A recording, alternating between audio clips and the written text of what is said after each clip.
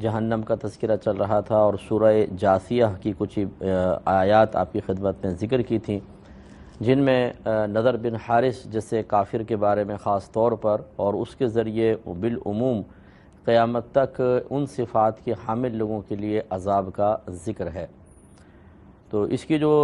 ذکر کی گئی تھیں، جو بری صفات اس کے اندر موجود تھیں جو باعث دخول عذاب نار بن رہی ہیں، ان میں ایک تو افاک بیان فرمایا یعنی بہت زیادہ بہتان لگانے والا، دوسرا اثیم یعنی گناہگار، اور پھر یسمع آیات اللہ تتلی علیہم ثم یصر مستکبرا کأن لم یسمعها، اور پھر یہ کہ اس کے سامنے جب اللہ تبارک و تعالیٰ کی آیات تلاوت کی جاتی ہیں تو یہ تکبر پر اصرار کرتا ہے، یعنی ایسا نہیں کہ ہدایت پائے بلکہ اس کا تکبر بڑھتا ہے اور تکبر پر قائم رہتا ہے، گویا کہ اس نے ان کو سنا ہی نہیں۔ اس کا مطلب ہے کہ آیات الہی، پیغام الہی، نصیحت، ہدایت کی باتیں سن کر ایک کان سے سن کر دوسرے کان سے نکال دینا، یہ بھی غضب الہی کا سبب بن سکتا ہے۔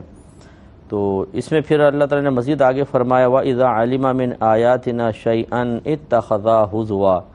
اور جب وہ اللہ تعالیٰ کی آیات میں سے کسی چیز کو جان لیتا ہے تو اس کو مذاق کا نشانہ بناتا ہے۔ تو یہ سب اس کے اوپر یہ نشانیاں تھیں،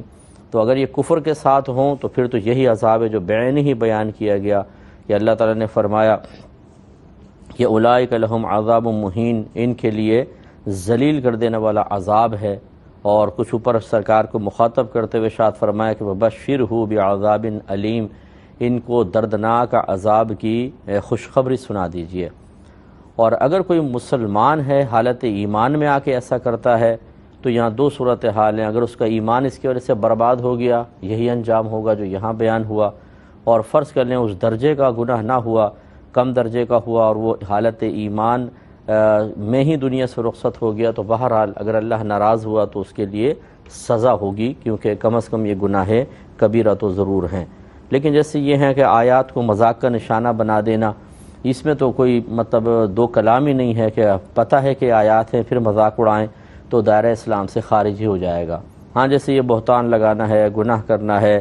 پھر آیات کو سننا اور نظر انداز کر کے بے عملی کی زندگی گزارنا، جس سے کہ اکثر ہمارے مسلمان کر ہی رہے ہیں، تو یہ کفر تو نہیں ہے لیکن برا ضرور ہے، اللہ ناراض ہوا تو اس پر عذاب ہوگا۔ تو گویا کہ کافر کے لیے تو کنفرم عذاب ہے اس کے کفر کی وجہ سے، اور پھر ان خصوصیات کی وجہ سے اگر حالت ایمان میں ہم رخصت ہو جاتے ہیں، مسلمان یہ کام کرتا ہے تو اس کے لیے سزا ہو سکتی ہے، اللہ چاہے تو اپنے کرم سے معافی فرمائے۔ لیکن یہ جو مذاق اڑانے والا معاملہ ہے، دین کا مذاق، یہ میں نے آپ کو سمجھایا تھا، ایسے جوکس کبھی بھی نہ سنیں نہ فارورڈ کریں جس میں اللہ کا مذاق ہو، تقدیر کا ہو، منکر نکیر کا، ملک الموت علیہ السلام کا، داروغہ جنت کا یا داروغہ جہنم کا مذاق اڑایا گیا ہو، یہ سب کفریات ہیں، اور مرنے کے بعد بہت برا انجام ایسے لوگوں کا منتظر ہیں۔ تو ابھی خصوصی طور پہ کالج یونیورسٹیز کے اندر کینٹین میں بیٹھے ہوئے لڑکے لڑکیاں یا ویسے ہی مطلب کہیں بیٹھے ہیں اور پھر ہنسی مذاق ٹھٹے اور اس کے اندر